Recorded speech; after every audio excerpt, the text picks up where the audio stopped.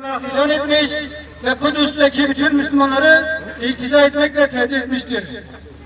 Bugün Türkiye genelinde Hüdapar olarak bütün imkanlarımızla meydanlarda olup bu kararı lanet edeceğiz ve bu kapsamda bugün Muş'ta inşallah bir basın açıklamamız olacaktır.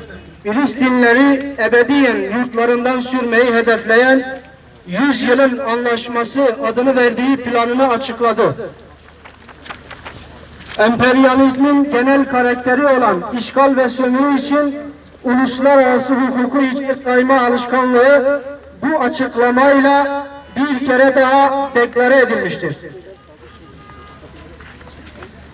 Özellikle Kudüs'ün statüsü konusunda tamamen sapkın bir inançtan hareketle oluşturulan iddianın ve teröre dayanan eylemin meşrulaştırılması daha açık ifadeyle ilk günden itibaren gerçekleştirdiği terör eylemleriyle ayakta kalmaya çalışan Siyonist işgalciler yine körü körüne ABD tarafından desteklenmesi, işgalin meşrulaştırılması ve terörün yaygınlaştırılması noktasında kirli bir işbirliğidir.